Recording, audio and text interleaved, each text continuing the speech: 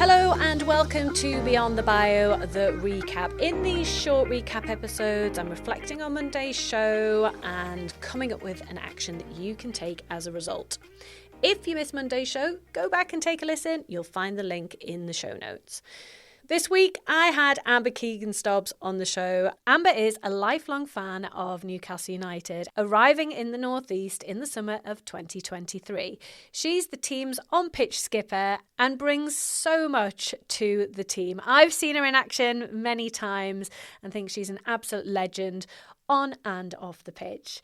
Starting her career in Washington Spirit in the United States, Amber has a catalogue of experience across numerous divisions, including the Women's Super League, the Championship, and the FA Women's National League Southern Premier Division.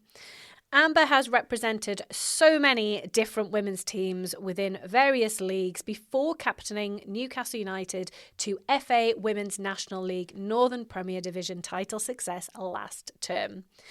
We spoke about how Amber got to the position that she has now with Newcastle United through all the different teams that she has played in so far, and how there is a huge passion for football within her family, which explains her name, Amber-Keegan, and you have to listen to Monday's show to hear that story. We talked a lot around being a role model, around spotlighting the team, and how Amber uses her platform for good. So she spoke about the charity work she's doing with the amazing Newcastle United Foundation, and also with the mental health charity that she supports also. So it was using that profile and that platform for good. I really loved Amber's description of how she ended up on the Newcastle United team by approaching Alan Shearer and messaging him on Twitter, and fast forward however many months it was to the point where she ended up playing for the team. I thought that was so sassy. I loved the fact that she was bold, she reached out, she got in touch, she followed up, and that created the result that she wanted. It was brilliant. A fantastic example of being bold and going after what you want and pitching someone, something that we talk about quite a bit on Beyond the Bio.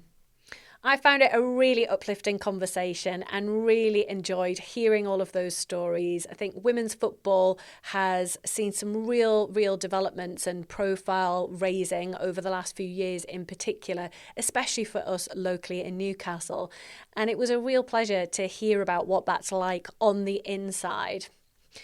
This week's Take Action is going to be about how you can spotlight some of your teammates, because that was something that we got talking about, how you're on a team and how do you spotlight other people.